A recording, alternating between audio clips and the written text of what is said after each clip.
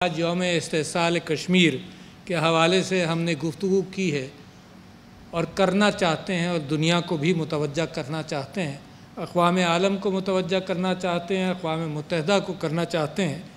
और ये एक इज़हार यकजहती का दिन है कश्मीरी अवाम के साथ जो बेइंतहा कुर्बानियाँ जिन्होंने की। मगर सबसे ज़्यादा मैं आप लोगों का मशकूर हूँ, सेनेट का मशकूर हूँ, चेयरमैन साहब का मशकूर हूँ, leader of the house and leader of the opposition का, और सेनेट के मुअज़्ज़ज़ अरकान का मशकूर हूँ कि उन्होंने मुझे यहाँ मदऊ किया। मुत्तफ़िक़ा तौर पर पैगाम आया और मैं हाज़िर हूँ ताकि पाकिस्तान के हवाले से कश्मीर के मामले के अंदर मैंने हमेशा पाकिस्तान के अंदर एक इत्तेहाद देखा। अपोजिशन और गवर्नमेंट के अंदर इसमें कोई फ़र्क नहीं था। अगर कंस्ट्रक्टिव एतबार से ही मशवरे दिए जाते रहे, मगर कश्मीर के अंदर पाकिस्तान के अंदर दो राय कभी भी नहीं बनी और आप सब लोग मुबारकबाद के मुस्तहिक़ हैं। मैं ये समझता हूँ कि 5 अगस्त के इक़दामात के बाद, 5 अगस्त 2019 के इक़दामात के बाद कश्मीर के अंदर एक जुल्म और ज़्यादती के एतबार से एक नई वबा और ज़्यादा ख़तरनाक अंदाज से वहाँ पर अवामिल शुरू हुए। एक जेल बना दिया, लोगों के ऊपर हमेशा से जुल्म होता रहा है, मगर ये कि मज़ीद बढ़ गया पिछले साल के अंदर। तो लिहाजा आज का दिन बड़ा इंतहाई अहमियत का हामिल है कि कम से कम हम अपनी बात दुनिया के सामने रख सकें। जो इंसानी दहशतगर्दी के एतबार से दुश्मन सरगर्मियाँ, जो जुल्म और इंसानियत सोज़ मज़ालिम जहाँ कश्मीर के अंदर हुए हैं, वो सारी दुनिया को पैगाम दे सकें और उसके साथ साथ अपने कश्मीरी भाइयों को भी ये बता सकें कि हम तुम्हारे साथ हैं। पाकिस्तान एक पुरअमन जद्दोजहद के लिए कोशिशें करता रहा है, करता रहेगा, और उनको भी पता होना चाहिए कि हम आपके साथ हैं और कभी भी आपको अकेला नहीं छोड़ेंगे। आज जब मैं इसके ऊपर कुछ चीज़ें पढ़ रहा था तो मुझे शायर अल्लामा इकबाल का एक मशहूर शेर कश्मीर के हवाले से, उन्होंने 3-4 अशार कहे, जिसमें से 2-3 फ़ारसी के अंदर हैं और 1-2 उर्दू के अंदर हैं। उसका पहला मिसरा मुझे बड़ा अपील भी किया और मैं आपके सामने रखना चाहता हूँ कि आज वो कश्मीर है महकूम व मजबूर व फ़क़ीर। उन्होंने कहा कि आज वो कश्मीर है महकूम व मजबूर व फ़क़ीर। तो मैं एक जसारत करना चाहता हूँ कि इतने अरसे के अंदर उसके वहाँ के हालात और तब्दील हुए, तो सिर्फ़ एक लफ्ज़ उसके अंदर शामिल करना चाहता हूँ कि आज वो कश्मीर है मज़लूम व महकूम व मजबूर व फ़क़ीर। कि जो ज़ुल्म हुआ है पिछले ज़माने के अंदर, वो शायद अल्लामा इकबाल के ज़माने से मामला कहीं और बढ़ गया।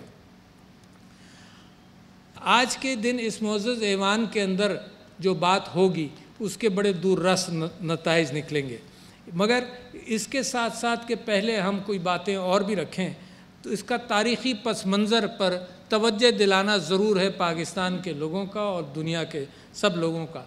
आप लोग सब वाकिफ़ हैं कि कश्मीर को जब अंग्रेज़ साम्राज्य ने फ़तह किया तो 75 लाख में कमोडिटी के तौर पर डोगरा महाराजा गुलाब सिंह को 75 लाख रुपए में बेच दिया गया कमोडिटी के तौर पर। अच्छा, और ये कमोडिटी की तारीख़ दुनिया के अंदर आज भी मौजूद है कि मुख्तलिफ़ ममालिक अपनी तिजारती एतबार से उसूल बनाते हैं। उसूलों के ऊपर नहीं, अखलाक़ी और इंसानियत के उसूलों के ऊपर नहीं, मगर तजारती वज़न जो है वो उनके फ़ैसलों पर असरअंदाज होता है। तो ये 75 लाख में बेच दिया गया कमोडिटी के तौर पर, और उसके बाद से वहाँ ज़ालिम डोगरा राज शुरू हुआ, जिसने उस 75 लाख रुपए जो दिए थे वो लोगों ही से वसूल करने थे, तो बड़ा टैक्सेशन भी किया।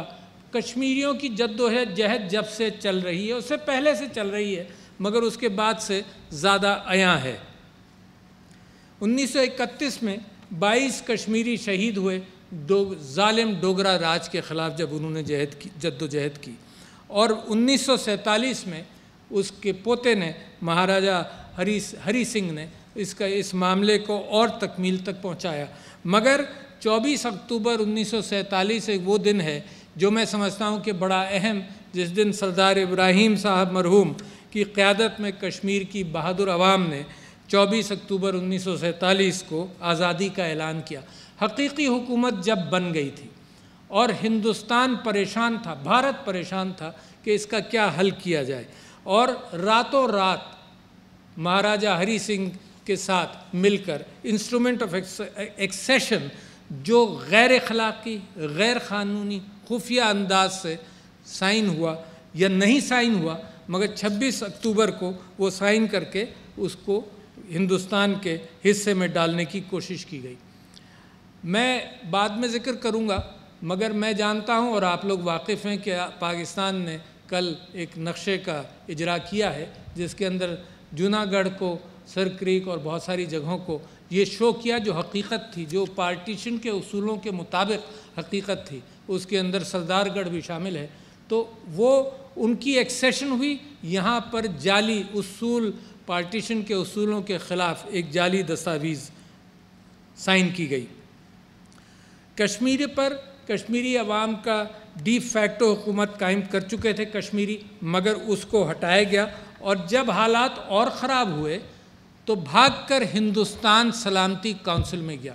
सलामती काउंसिल और यूनाइटेड नेशंस की अक़वाम मुत्तहिदा की भी एक तारीख़ है। वो तारीख़ यह है कि अक़वाम मुत्तहिदा 1945 में बनी और 1947 के अंदर बिल्कुल वो नई नवेली एक उम्मीद के तौर पर अक़वाम आलम और अक़वाम दुनिया के लिए एक भरोसे का इदारा बना, और पाकिस्तान ने भी उस पर भरोसा किया। और हिंदुस्तान परेशान होकर कि वहाँ कश्मीरियों ने बगावत कर दी थी और उसका ख्याल ये था कि डी फैक्टो कश्मीर पर हुकूमत जो है, जम्मू और कश्मीर पर, वो कश्मीरियों की होगी। तो वो यूनाइटेड नेशंस में गया, उसने सीज़ फायर की दरख्वास्त की, और किस वादे के तहत दरख्वास्त की? ये वादा किया कि जी हम इस्तिस्वाब राय कराएंगे, हम लोगों की राय की बुनियाद पर फैसला करेंगे, और अगले 10 साल इंडियन लीडरशिप के सारे अकाबरीन तकरीरें करते रहे हैं, इस बात का इआदा करते रहे, मगर हकीकत में उनकी नीयत कुछ और थी।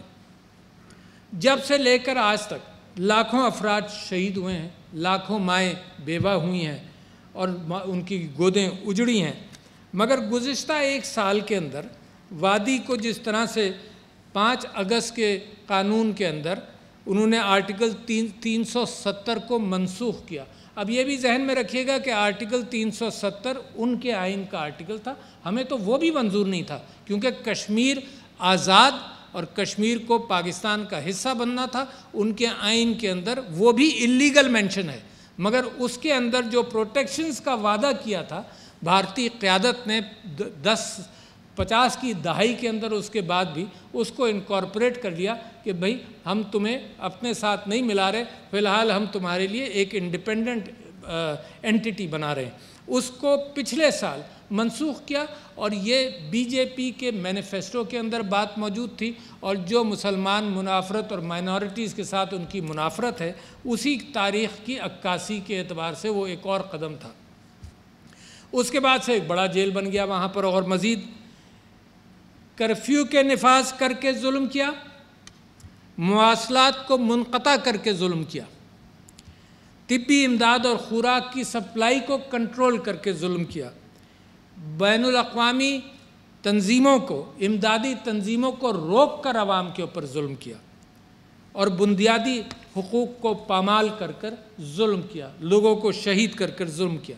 इसके अलावा एक दूसरे दो और कवानीन में इनको मज़ीद आर्म्ड फोर्सेस जो वहाँ पर मौजूद हैं, जो 9 लाख से ज़्यादा हैं, और सबसे ज़्यादा मिलिटराइज ख़ित्ता दुनिया के अंदर Indian illegally occupied Jammu and Kashmir है। वहाँ armed forces special power act के ज़रिए और पब्लिक सेफ्टी एक्ट के ज़रिए आर्म्ड फोर्सेस को वहाँ जो ताकत दी गई, तो जुल्म के एतबार से उनके हाथ खोल दिए, जो मर्ज़ी आए वहाँ पर वो करें, उनको कोई पूछने वाला नहीं है। उसके नतीजों में जाली मुकाबले बढ़ गए, नौजवानों की माँ बराए अदालत कत्ल बढ़ गए, इंसिडेंट्स बढ़ गए उसके, और सियासी क़यादत की गैर कानूनी गिरफ्तारियाँ बढ़ गईं, और उनकी घरों पर नज़रबंदी। असल क़यादत जो मुसलमानों को वहाँ लीड करती है और कश्मीर की अक्कासी करती है, उसको पिछले 1 साल से जेल के अंदर जेल के अंदर या अपने घरों के अंदर महदूद रखा गया है। मुसलमानों के जानो माल तबाह है, मईशत तबाह है, और ये जो हरकत की गई ये अक़वाम मुत्तहिदा के चार्टर के एतबार से, जो रेजोल्यूशन 50 की दहाई के अंदर कश्मीर के हवाले से अक़वाम मुत्तहिदा ने पास किए, उन सारे रेजोल्यूशंस की खिलाफ वर्जी भी है। बच्चों के हकूक़ के एतबार से जिनीवा कन्वेंशन को भी पामाल किया गया, और उसके साथ साथ पाकिस्तान के साथ एक माहिदा था, शिमला माहिदे के अंदर ये तय पाया दोनों ममालिक के अंदर कि कश्मीर जो है वो दो तरफ़ा मुज़ाकरात के ज़रिए उस बात का हल तलाश किया जाएगा। मगर मजाल है 1973 में जब ये साइन हुआ, जब से लेकर आज तक हिंदुस्तान ने किसी मौके पर इस पर बात करने से इनकार किया। शुरू में वो ये कहते रहे कि कॉन्फिडेंस बिल्डिंग मेजर्स होने चाहिए, हीले बहाने, तो जिस अंदाज से ये हीले बहाने चलते रहे, तो मैं इस नतीजे पर पहुंचा हूं और पाकिस्तानी कौम भी इसी नतीजे पर पहुंची है कि हर कागज़ से इनकारी की उन्होंने, हर वादे से इनकारी की, जो भी वादे उनके काबरीन ने किए उससे इनकारी की, हर बयान से इनकारी की। दुनिया के अंदर जब बात उठाई जाती है तो कहते नहीं ये दो तरफ़ा मामला है। अब जब दो तरफ़ा मामलात के एतबार से पाकिस्तानी हुकूमत कहती कि आओ बैठो बात करो, तो ये कहते हैं कि नहीं ये दो तरफ़ा, इसमें हम डिस्कस ही नहीं करेंगे। तो लिहाजा ये ज़िद जो है भारत की, ये ज़मीन की खातिर है क्योंकि लोगों की खातिर नहीं है। पाकिस्तान का मौक़िफ़ लोगों को आज़ाद करना है, लोगों के ऊपर जो एक इस्तिबदादी क़ुव्वत और एक ज़ालिम क़ुव्वत है उसको हटाना है। ये मुस्लिम अक्सरियती कैफियत को, कश्मीर की कानूनी और आइनी हैसियत को बदलने का भारतीय आइन ने 370 और 35A के एतबार से ये तब्दीली की। ये गैर अखलाक़ी, गैर कानूनी, मावराए आइन, जनीवा कन्वेंशन और बैनुल अक़वामी क़वानीन की ख़िलाफ़ वर्जी है। फिर कश्मीर की आज़ादी पर जिस अंदाज से जुल्म किया गया और ज़ेर हिसार रखा गया, लॉकडाउन एक मुख्तलिफ़ कैफियत है और ज़ेर हिसार रखना बिल्कुल मुख्तलिफ है। लॉकडाउन के अंदर आज़ादी गुफ्तगू, आज़ादी राय, आज़ादी इज्तिमा कहीं ना कहीं तो ज़रूर होता है। ये हिसार की कैफियत के अंदर लोगों को ज़्यादा परेशान किया। और आप तसव्वुर कीजिए कि बीमार अस्पताल नहीं जा सकता, आप तसव्वुर कीजिए उसका इलाज नहीं हो सकता, रोज़गार बंद है। कल परसों मैं कश्मीर के Indian occupied Jammu and Kashmir के चैम्बर ऑफ कॉमर्स के एक साहब का बयान सुन रहा था कि 7 लाख नौजवान मज़ीद बेरोज़गार हुए पिछले 1 साल में। आप तसव्वुर कीजिए कि 7 लाख के साथ ख़ानदान कितने होंगे, ख़ानदान के अफराद कितने होंगे, और ये कि $3 अरब का नुकसान हुआ है इंडियन इलीगली ऑक्यूपाइड जम्मू और कश्मीर की मईशत को। इतना बड़ा नुकसान वहाँ पर हुआ। तो मैं समझता हूँ कि पैलेट गन्स आपको याद हैं, मैंने चैलेंज किया था, जो उस ज़माने में मैं नेशनल असेंबली का मेंबर था, तो टॉक शोज़ में जाकर मैं चैलेंज करता था कि हिंदुस्तान ये पैलेट गन्स कश्मीर के अलावा कहीं नहीं इस्तेमाल करेगा। और यही हुआ।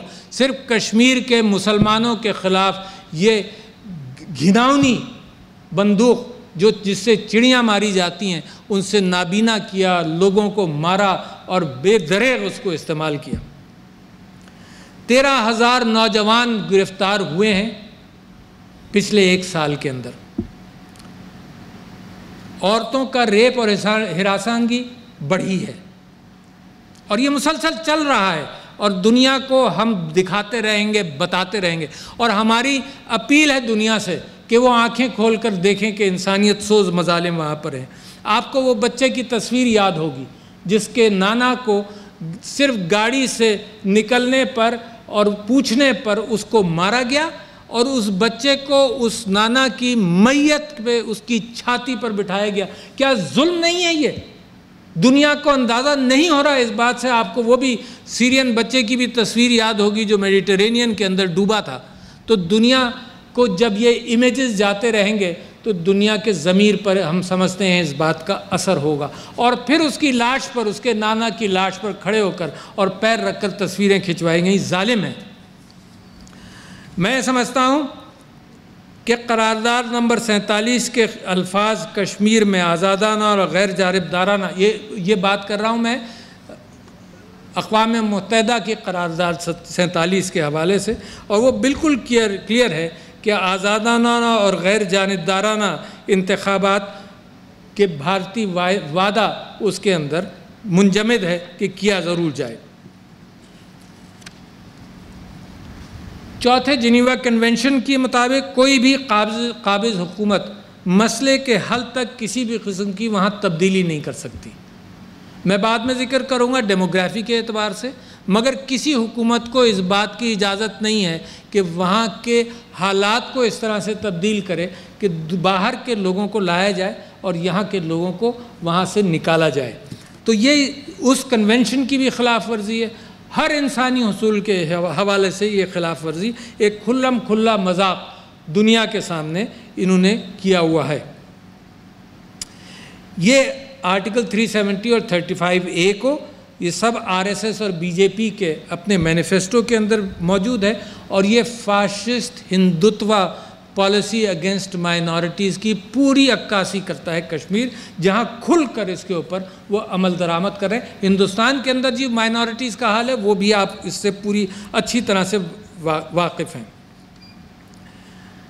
तो शिकंजा जो है कश्मीरियों के ऊपर वो नेहरू दौर से आज तक वो मज़ीद कसा गया है, कभी कम नहीं हुआ, और उनकी मुज़ाहिमत के अंदर भी कोई कमी आज तक नहीं आई। जाने दे कर वो कौम परेशान हो गई होगी, हम उसके साथ खड़े हैं, मगर आज तक उनका मुकाबला करना किसी अंदाज से भी कभी कम नहीं हुआ। अब जिस अंदाज से वो 2019 का वो जम्मू और कश्मीर रेगुलेशन एक्ट इन्होंने लागू किया था, जिसके तहत इन्होंने आर्टिकल 370 का प्रोटेक्शन हटाया और 35A का प्रोटेक्शन हटाया, उसी के तहत आज जम्मू और कश्मीर रेगुलेशन एक्ट भी उन्होंने रूल्स भी ऑर्डर निकाला है, जिसके तहत ये डेमोग्राफिक चेंजेस के ऊपर तवज्जो दे रहे हैं। अच्छा, अब उन डेमोग्राफिक चेंजेस में क्या कर रहे हैं, लोगों के लिए डोमिसाइल आसान कर रहे हैं। अच्छा, ये तय था कि जब कश्मीर के लीडरान ने जब हिंदुस्तान से बात की और हिंदुस्तान ने झांसे दिए, तो उन कश्मीरी लीडरान को उन्होंने कहा जी तुम्हारी डेमोग्राफी नहीं बदलेगी, तुम्हें हम पूरा 370 में प्रोटेक्शन देंगे, और आइन के अंदर उन्होंने 370 और 35A डाला। अच्छा, वो जब तक उसकी ज़रूरत रही लोगों को धोखा देने के एतबार से वो चलाया, मगर अब ये जम्मू कश्मीर रेगुलेशन एक्ट 2019 और जम्मू कश्मीर रेगुलेशन ऑर्डर 2020 के अंदर उन सब चीज़ों को तब्दील किया। और इनके उस्ताद कौन हैं?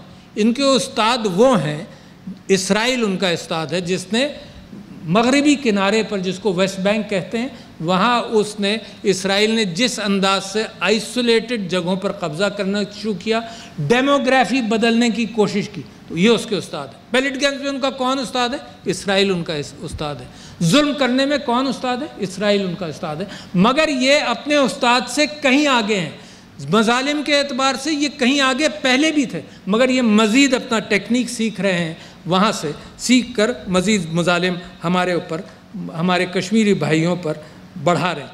हमारा ख़्याल ये है, पाकिस्तान के प्राइम मिनिस्टर ने, पाकिस्तान की हुकूमत ने इस बात को बार बार कहा कि हिंदुस्तान नस्ल कुशी की तरफ जा रहा है, और नस्ल कुशी की जो तैयारियाँ होती हैं वो तैयारियाँ पूरी कर रहा है। मुनाफरत माशरे के अंदर पैदा कर कर, तिजारत के एतबार से मज़ीद माइनॉरिटीज़ को आइसोलेट कर कर, फिर वो कैफियत आ जाती है कि जब उनको मुख्तलिफ बहानों से सड़कों पर रोक रोक कर हथौड़े मारे जाएं और जान से मारा जाए, वो प्रीकर्सर होता है इस बात का कि नस्ल कुशी की जाए। और आपको याद है कि जर्मनी ने जिस अंदाज से किया, या सर्बियन डिक्टेटर मिलोसेविच ने, जिसके ऊपर बैनुल अक़वामी अदालत ने इसका ट्रायल भी किया और उसको सज़ा दी, बोस्निया में नगोर्नो कराबाख के अंदर और बोस्निया के अंदर जो मजालिम किए, तो वो उसकी अगर आप तारीख़ देखेंगे तो यही पहले आइसोलेशन और फिर नस्ल कुशी और डेमोग्राफिक चेंजेस, ये दोनों वो करना चाहता है। मैं मसले कश्मीर पर पाकिस्तान के उसूली मौक़िफ़ की पुरज़ोर हिमायत पर तुर्की, चीन, मलेशिया, ईरान, आज़रबाईजान और बहुत सारे ममालिक का शुक्रिया अदा करता हूँ। कि वो हमारे साथ खड़े रहें। और उनको खराज तहसीन पेश करता हूँ कि जुल्म के ख़िलाफ़ उसूली मौक़िफ़ उन्होंने अख्तियार किया। मैं ये समझता हूँ कि बैनुल अक़वामी मीडिया ने भी इसमें किरदार अदा किया है, मगर मज़ीद कर सकते हैं दुनिया को बताने के लिए कि क्या हो रहा है। इंसानी हकूक़ की तंजीमों ने ख़ास तौर पर यूनाइटेड नेशंस की रिपोर्ट ऑन ह्यूमन राइट्स, उनकी ह्यूमन राइट्स कमीशन की रिपोर्ट ने अक्कासी की और बताया लोगों को। अरकान कांग्रेस अमेरिका में, यूरोप के अंदर, यूरोपियन यूनियन के पार्लियामेंट के अंदर लोगों ने भी इस बात को उजागर किया। बरतानिया के अरकान पार्लिमान का, उन सब तंजीमों का मैं मशकूर हूँ और पाकिस्तान मशकूर है जो ये दुनिया को बता रहे हैं कि क्या मज़ालिम कश्मीर में हुए और इसका असल हल क्या है। मैं सेक्रेटरी जनरल यूनाइटेड नेशंस का मशकूर हूँ कि बिला बड़े अच्छे अंदाज से उन्होंने इस बात की अक्कासी की जब पाकिस्तान भी वो तशरीफ़ लाए। मगर मैं समझता हूँ कि पाकिस्तान का रोल अब यकीनन और भी बढ़ता चला जाता है। सोशल मीडिया एक हथियार है, हुकूमत तो करेगी। मैं हुकूमत से अपील करता हूँ कि अपनी कोशिशें जारी रखें, मज़ीद उसमें तक़वियत डालें। पार्लियामेंट से गुजारिश करता हूँ कि शुक्रगुजार भी हूँ, गुजारिश भी करता हूँ कि जिस अच्छे अंदाज से कश्मीर के ऊपर आपने हमेशा यूनिटी का मुजाहरा किया, ये यूनिटी जारी रहेगी। मुझे अपील करने की भी ज़रूरत नहीं, ये आपके दिलों से निकलती है। तो लिहाजा फौरी तौर पर मैं कुछ डिमांड्स भी रखना चाहता हूँ जो अक्कासी करेंगे आप सबके जज्बात की।